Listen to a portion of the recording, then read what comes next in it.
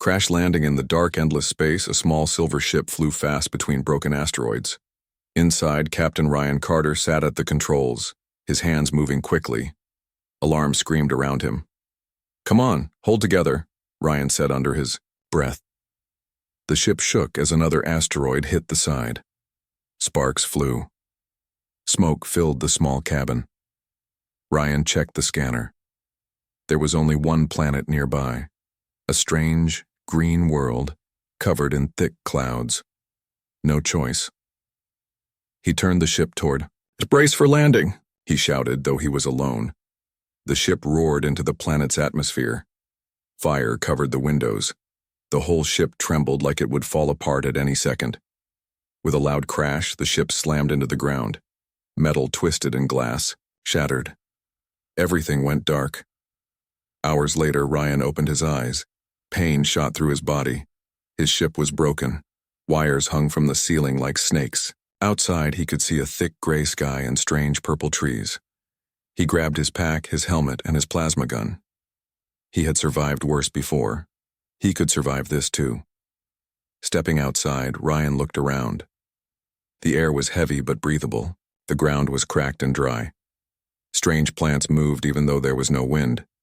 A low sound reached his ears. A deep thumping noise. Like drums? He turned his head. In the distance, a soft orange light flickered through the trees. Fire. And shadows moving around it. Maybe there were people or creatures. Maybe they needed help. Or maybe it was a trap. Either way, Ryan needed to find out. He started walking carefully, his plasma gun ready.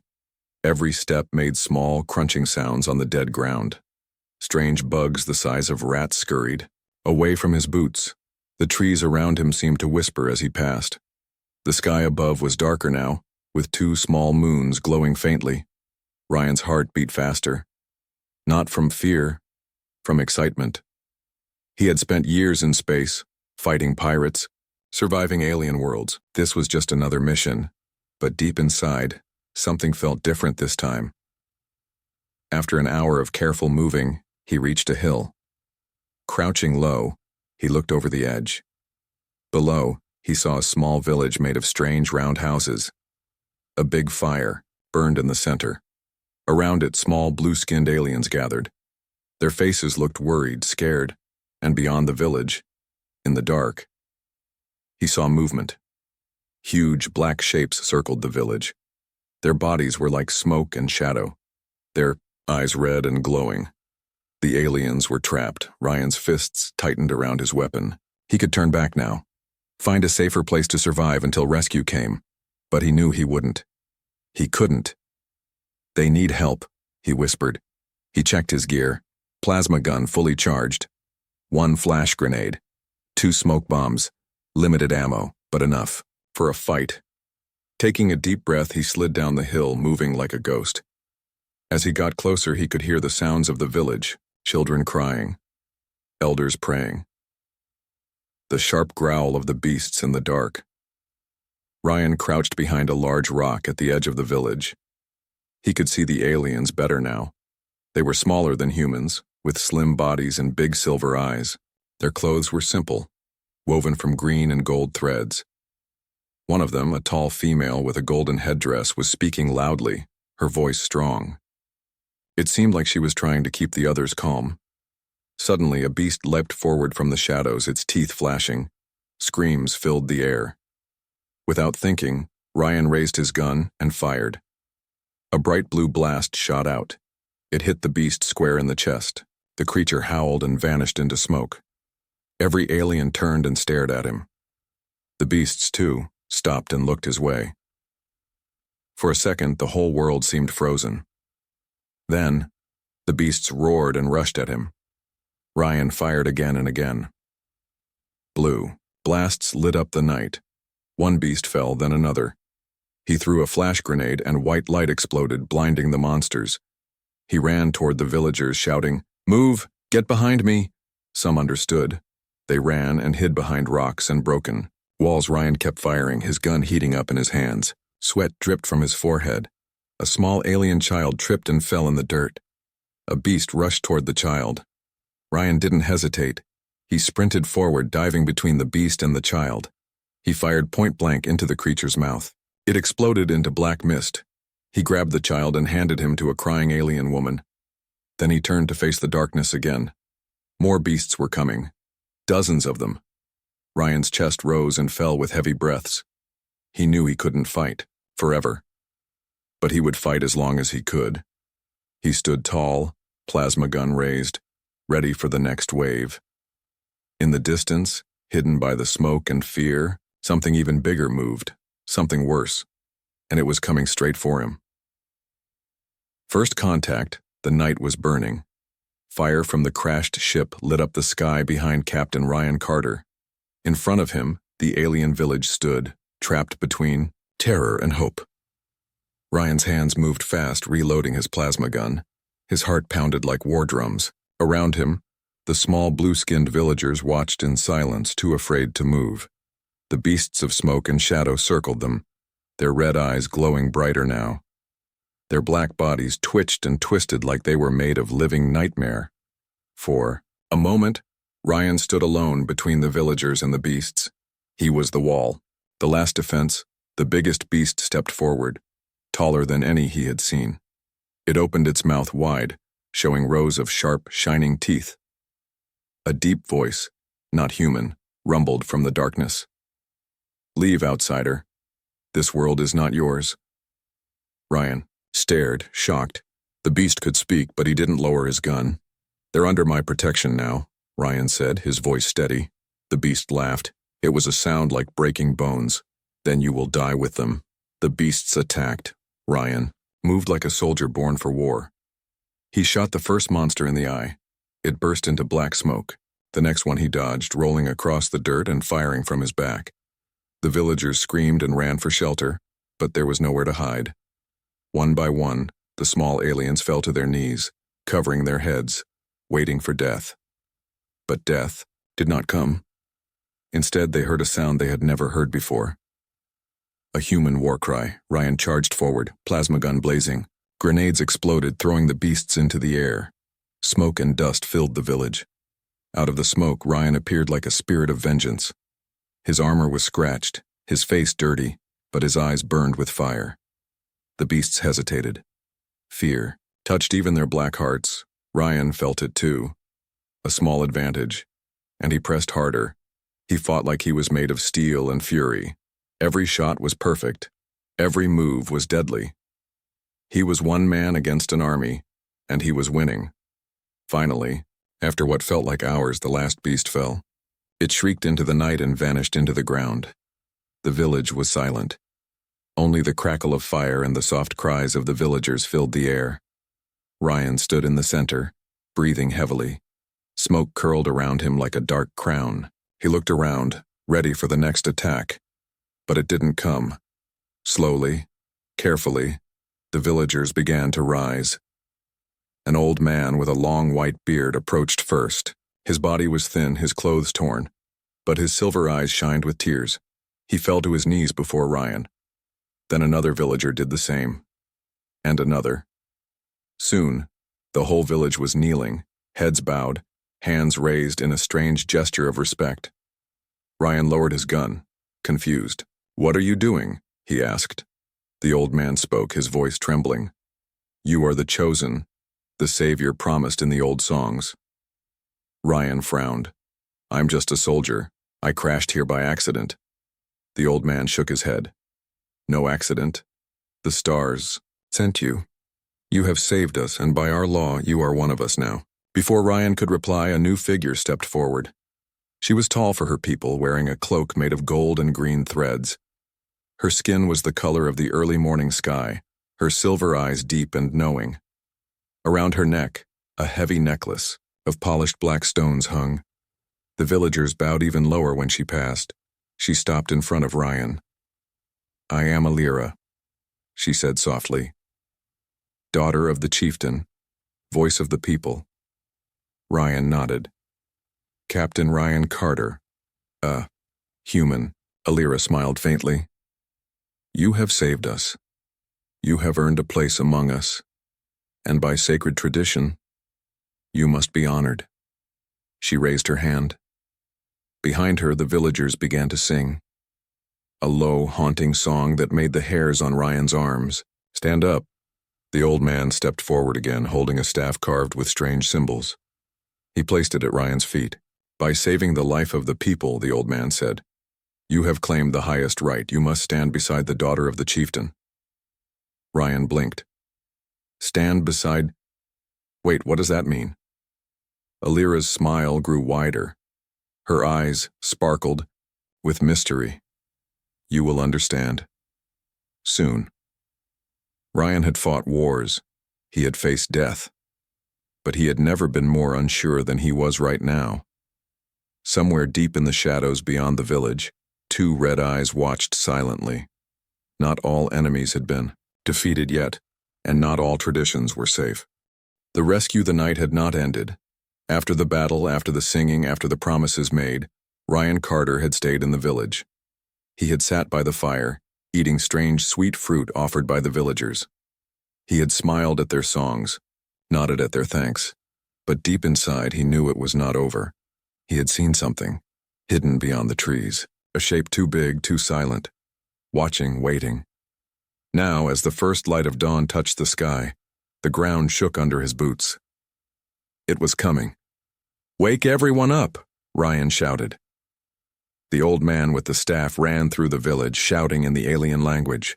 Villagers grabbed their children, their tools, anything they could carry. Ryan climbed the broken wall of an old building and looked out over the trees. His blood ran cold. A monster bigger than anything he had seen before was moving toward them. It looked like the beasts from last night, but this one was different, larger, darker. Its body made of smoke and ash and black stone.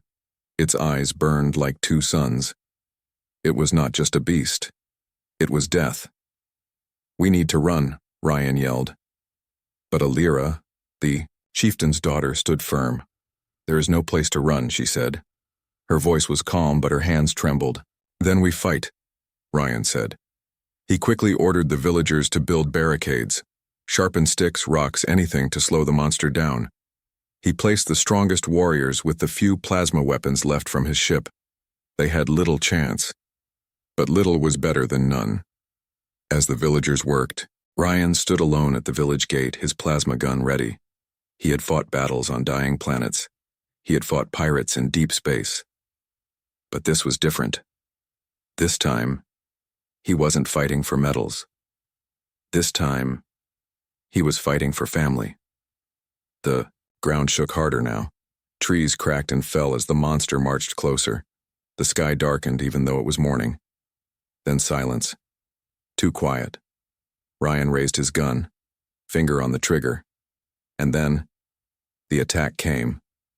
The death beast roared, a sound so loud the villagers dropped to their knees. It charged faster than anything so big should move. Ryan fired the first shot. A bolt of blue plasma hit the beast's shoulder. It stumbled but did not fall. It laughed. A deep, rumbling laugh. The villagers screamed. The beast swung one giant claw and smashed the barricades like paper. Aliens scattered, grabbing their children, running for cover. Ryan shouted orders, but it was chaos. The beast moved toward the heart of the village, toward the sacred fire where the elders hid. Ryan ran to intercept it. He fired shot after shot, but the beast seemed unstoppable. Smoke and stone repaired every wound he made. It's healing, Ryan muttered. He needed a plan, and fast. He spotted the wreckage of his ship nearby, half buried in dirt. Inside were power cells, unstable, explosive. An idea formed in his mind, a crazy, suicidal idea.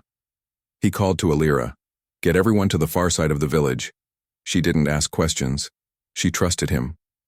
She ran to gather the villagers. Ryan sprinted toward the crashed ship. The beast roared and charged after him. Perfect. He tore open the ship's broken doors and grabbed two glowing power cells. They hummed with dangerous energy. He set them down near the ship's fuel tank. Then he turned and faced the beast. "Come on, you ugly thing," he said. The beast roared and rushed at him. Ryan fired one last shot into the leaking fuel. Flames exploded into the sky. The ground shook. The sound was deafening. The shockwave threw Ryan backward. He hit the dirt hard, stars spinning in his eyes. When he looked up, The beast was roaring in pain. Its body was burning, cracking, falling apart. It staggered toward him, half dead but still dangerous. Ryan tried to stand, but his leg wouldn't move. It was broken. He raised his plasma gun with shaking hands. "One last dance," he whispered. The beast reached for him, claws blackened and melting. Then, a new sound. The villagers, armed with spears, rocks, and pure rage, they charged the wounded monster. Alira led them, her gold cloak burning in the firelight. They attacked together like a wave of courage and fury. The beast roared once more, and fell. The earth trembled as its body turned to dust. Silence, then cheers. The villagers lifted Ryan onto their shoulders. He winced from the pain but laughed through the blood. They carried him back to the fire. They sang songs of victory, songs of a hero who had fallen from the stars to save them. And somewhere, in the ruins of smoke and broken dreams, Ryan smiled. For the first time in his life he felt truly alive, but far, far away. Beyond the stars, something else had seen the explosion, something powerful, something human, and they were coming. The tradition. The fires burned low. The screams of battle had faded. The village now hummed with songs of survival. Children chased each other between broken huts. Elders whispered prayers into the smoke. But Captain Ryan Carter stood apart.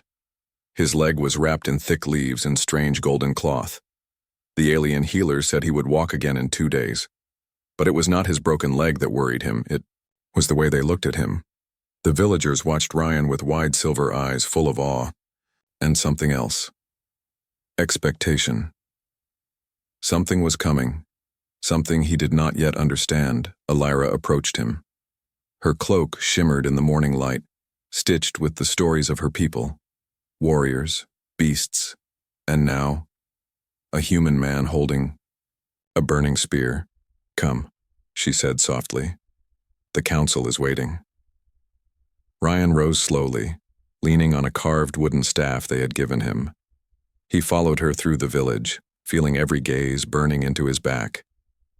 They reached a large, circular hall built from ancient stones and glowing crystals. Inside, the elders sat in a ring, their faces serious. The old man with the staff, the high elder, stood. He spoke, and though Ryan could not understand the words, the tone was clear. Solemn. Heavy. Alira translated in a low voice. "They speak of the old law," she said. "The law of blood and fire, the law of saviors." Ryan frowned. "What law?" Alira's eyes glittered with a strange light.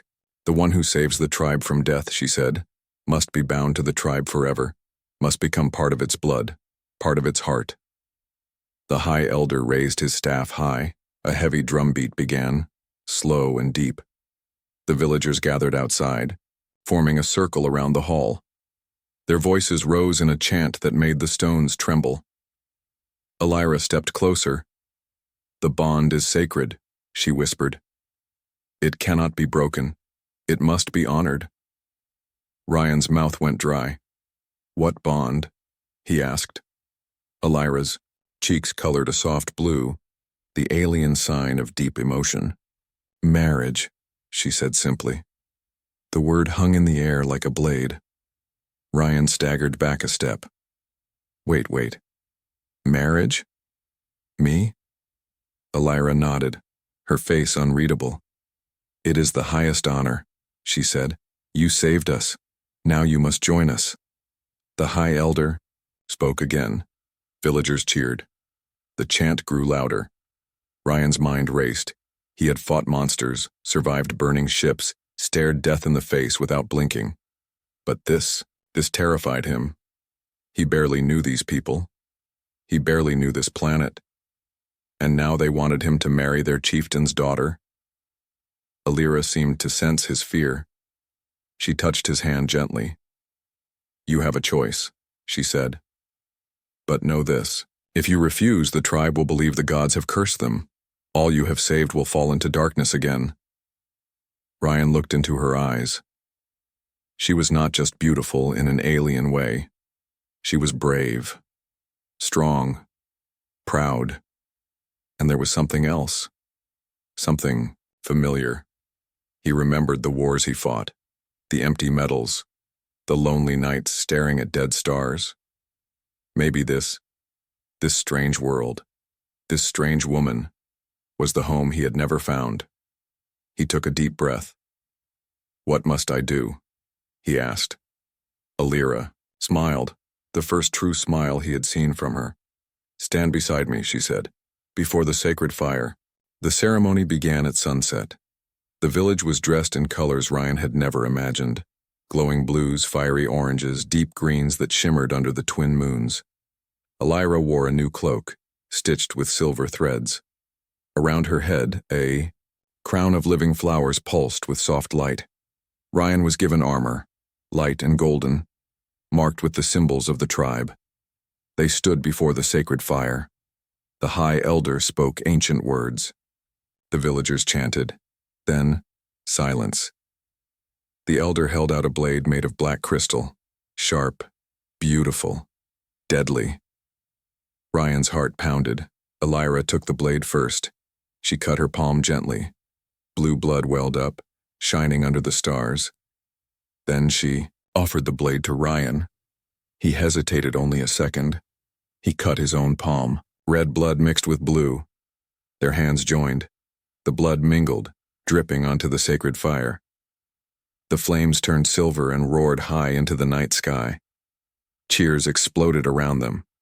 But above the cheers, Ryan heard something else. A low rumble, in the distance.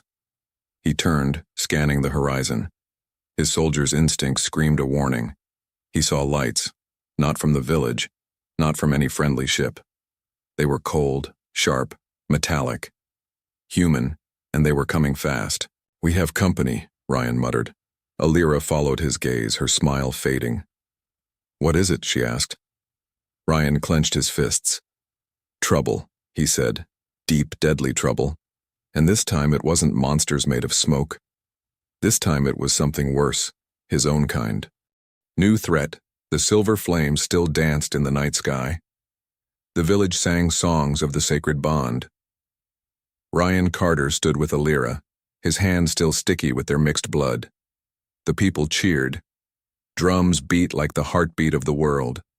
But Ryan's eyes were not on the fire. They were on the horizon. Bright lights cut through the trees like knives, sharp, cold, artificial. Not the soft glow of alien fire, not the gentle light of twin moons. This was the hard, ugly glare of human machines. They were coming. Fast. Ryan's mind raced. He knew those lights. He knew that movement. He had led teams, like that once. Strike squads, trained to enter, destroy, and leave nothing behind. "Get the villagers inside," Ryan said to Alira, his voice sharp. "What is it?" she asked, her hand touching his arm. "Danger," Ryan said. "From my own people." Alira's face hardened. She nodded and ran to command the villagers. Ryan limped toward the old broken wall, leaning heavily on his staff. His plasma gun was strapped across his back. He checked it quickly. Half charge left. Not enough. The lights grew closer. Now he could hear them. The deep hum of engines, the sharp clank of armored boots on stone. They moved like a machine. Cold, unstoppable. He could almost hear the voice of his old commander in his head. "Neutralize all alien contact, protect human interests, no questions." Ryan clenched his fists. He was the alien now. He reached the top of the wall and saw them clearly. 6 black armored transports, dozens of soldiers in exosuits, plasma rifles ready, faces hidden behind mirrored helmets. They looked like monsters. They stopped at the edge of the village. The leader stepped forward. He removed his helmet, revealing a hard face with sharp blue eyes. Captain Jonas Hale. Ryan knew him. They had fought side by side once. "Ryan Carter," Hale's voice boomed over a speaker. "By order of the Human Federation, you are commanded to surrender immediately." Ryan stood tall, his broken legs screaming with pain. "I'm not your soldier anymore," he shouted back. Hale laughed. "You always were. You just forgot." The soldiers raised their weapons. "You are under arrest for treason," Hale said. "For aiding alien life forms against human authority." Ryan shook his head. "They're not the enemy." Hale's smile was cold. "Everything not human is the enemy." Behind Ryan, the villagers watched in silence. Children clutched their mothers. Warriors gripped their simple weapons. They were brave, but they were not ready for this. "You have 1 minute to comply," Hale said. Ryan's mind raced. He could fight. He could die. But the villagers, they would be slaughtered, unless he did something crazy. He raised his hands. "I'll surrender," he shouted. Gasps rose from the villagers. Alira stepped forward. "No, you cannot." Ryan turned to her. "I have to protect you," he said. "This is the only way." Tears filled her silver eyes. But she nodded, trusting him. Again. Ryan limped down the broken path toward Hale and the soldiers. He stopped a few meters away. Hale smirked. "Good boy." He nodded at 2 soldiers. They moved forward, energy cuffs ready. Ryan waited until they were close. Then he moved. Fast. He grabbed one soldier's rifle and swung it like a club, knocking the other down. He fired a quick burst into the sky. A signal. From the trees, a hidden group of alien warriors charged. Ryan had planned this in seconds. A desperate gamble. The villagers poured out of the shadows, throwing spears, rocks, anything they had. The soldiers were caught off guard. Chaos exploded. Ryan fought like a man possessed. He took a plasma shot to the shoulder but kept moving. He tackled Hale, slamming him into the dirt. "You forgot one thing," Ryan growled. Hale struggled under him. "What?" He spat. Ryan leaned close. "I don't fight for flags anymore," he said. "I fight for family." He punched Hale hard, knocking him out cold. Around them, the battle raged. The villagers fought with fierce courage, but the soldiers were better armed. Ryan knew they couldn't win a straight fight. He had to end it fast. He spotted the command vehicle, the heart of the operation. If he could destroy it, the soldiers would lose coordination. He ran. Bullets and plasma blasts tore the air around him. He dodged, rolled, climbed over broken walls. He reached the vehicle. He ripped open a panel and yanked out wires. Alarms blared. He set a plasma grenade, inside, and ran. Behind him, the command vehicle exploded in a ball of fire. The soldiers froze, confused. The villagers attacked harder. In minutes, it was over. The few surviving soldiers dropped their weapons and raised their hands. Ryan stood in the middle of the burning field, chest heaving. His shoulder burned from the wound. His body screamed for rest, but he smiled. They had won. For now. He looked around for Alira. She was there, running toward him. She threw her arms around him without a word. He held her tight. The village was safe, but deep inside, he knew this was only the beginning. The Federation would not forgive this. They would come back with more soldiers, with bigger guns, with no mercy. And next time, Ryan would be ready. He was not just a soldier anymore.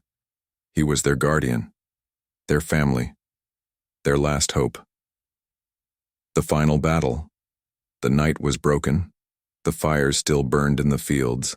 The smell of smoke and blood filled the air. Broken weapons lay, scattered among fallen machines and silent bodies. Captain Ryan Carter stood in the center of the ruined village, holding Alira's hand. They had won the battle, but they had not won the war. Above them, the sky cracked open. 3 massive ships descended from the clouds. Federation war carriers, black steel giants with rows of blinking lights and cannons the size of mountains. The air trembled under their engines. A cold voice spoke from hidden speakers. "You are ordered to surrender immediately. Final warning." Ryan tightened his grip on Alira's hand. He could see fear in the villagers' eyes. Mothers clutching their children, old warriors readying their spears one last time. They had no chance, no weapons, no army, just courage. Ryan turned to Alira. "Gather everyone in the caves," he said. "Hide them deep. No matter what happens, you must survive." Alira shook her head, tears shining in her silver eyes. "We stay together," she said. Ryan smiled. a broken smile full of love and pain. "This time, you must trust me one last time." Alira touched his cheek. "You are our heart now," she whispered. Then she turned, shouting orders, leading the villagers toward the mountains. Ryan watched them go. Then he turned to face the sky. The ships opened their bays. Hundreds of black figures dropped toward the ground, carried by streams of burning light. Soldiers, drones, machines, an army. Ryan checked his plasma. Gun is almost empty. He checked his grenades. 2 left. He checked his strength. Fading. But he stood tall. He was one man. They were many. But he was not afraid. Not anymore. He planted his feet in the dirt of the village he had sworn to protect. He raised his gun. He waited. The first wave hit. Drones whirred through the air, firing blue plasma bolts. Soldiers charged with rifles blazing. Ryan moved like a ghost. He fired, rolled, dodged, attacked. He set off one grenade, blasting a group of soldiers into the air. He fought like a burning star, unstoppable, untouchable, for a few precious minutes. He held the line, but they were too many. A plasma shot hit his side. He stumbled. Another burned across his back. He fell to one knee, breathing hard. Blood dripped from his wounds. The soldiers closed in. One grabbed him by the arm, pulling him up roughly. A commander stepped forward. A tall woman in black armor, her face hidden behind a cold silver mask. "Traitor," she said. Her voice was sharp and empty. "This world is property of the Federation. The creatures you protect are illegal. You will be executed." Ryan lifted his head, eyes burning with fury. "They are not creatures," he said. He spat blood on the ground. "They are my family." The commander raised her plasma pistol. "Any last words?" she asked. Ryan smiled, a tired, defiant smile. "Yeah," he said. He pressed the last grenade hidden in his hand. "Welcome to my home." The explosion tore through the air. The world flashed white. Soldiers screamed. Machines shattered. Dust and fire swallowed everything. Silence. For a long time, there was only silence. Then, soft footsteps. Alira crawled out of the cave entrance, leading the villagers. They moved carefully, blinking against the light of the burning fields. The Federation ships had pulled back, their landing bays burning. The army was broken.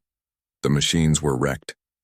The village still stood, but where Ryan had made his last stand, there was only a crater, ashes, and silence. Alira walked to the center of the battlefield. She knelt down. In the ashes, she found something, Ryan's staff, burned, broken, but still there. She picked it up gently. Tears rolled down her cheeks. The villagers gathered around her, their heads bowed. They had survived because of him. They would rebuild because of him. He was gone, but he would never be forgotten. From that day forward, the villagers sang a new song, the song of the man from the stars, the man who stood alone against the darkness, the man who became one of them forever. Victory and home, the sky was still burning. The ground was broken, scarred by fire and war. Smoke rose in soft gray pillars toward the twin moons, like prayers for the fallen.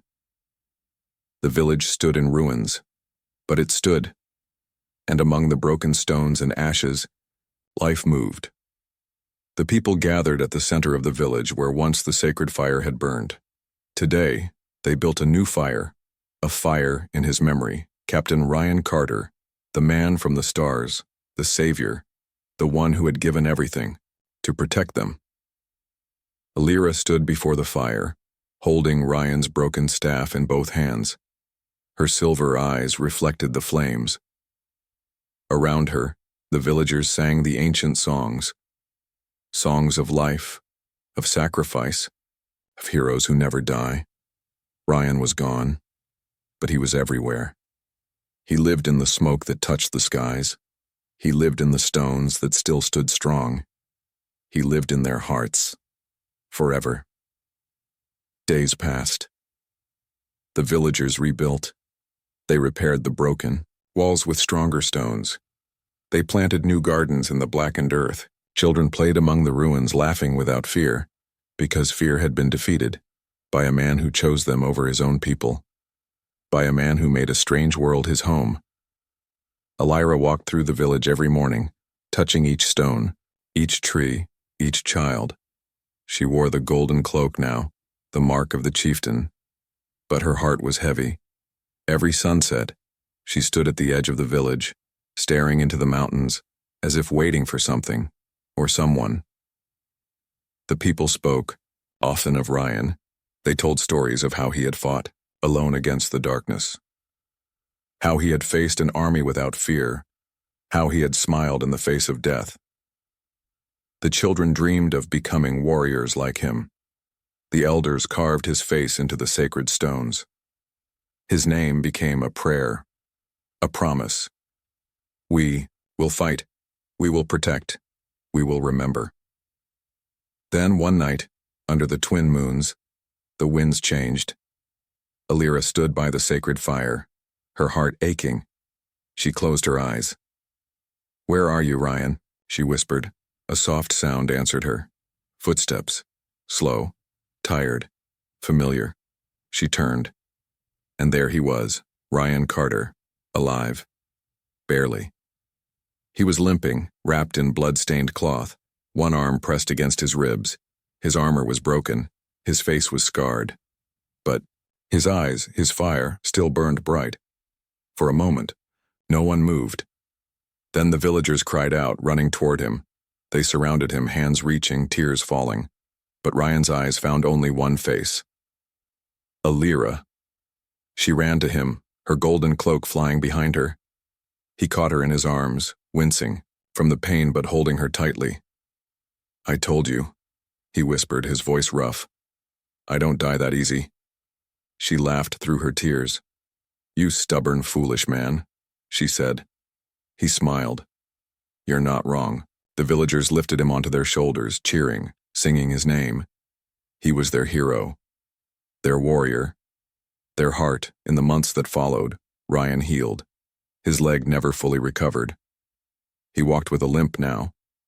His shoulder ached when it rained. His scars never faded, but he never complained. He trained the villagers to fight. He taught them human tactics, human strength. He built defenses stronger than any before. Under his guidance, the village grew. It became a fortress, a beacon of hope. Other tribes, once scattered and broken, came seeking protection. They found it here. They found family. They found home. And at the center of it all stood Captain Ryan Carter and Chieftain Elira, side by side, always, not as ruler and soldier, not as savior and saved, but as partners, as family, as love.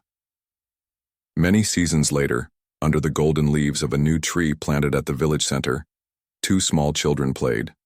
One had silver eyes like her mother. The other had deep green eyes like his father. They laughed and ran and climbed, fearless and free. Above them, carved into the ancient stones, were the words of the new song. "We are one. We are strong. We are home." And among the stars above, somewhere beyond the skies of this strange and beautiful world, the spirit of the old, Earth watched and smiled, because sometimes the bravest journey a man can take is not through the stars, but straight into the heart of a people who never knew they needed him, until he chose them, until he became one of them, forever. The end.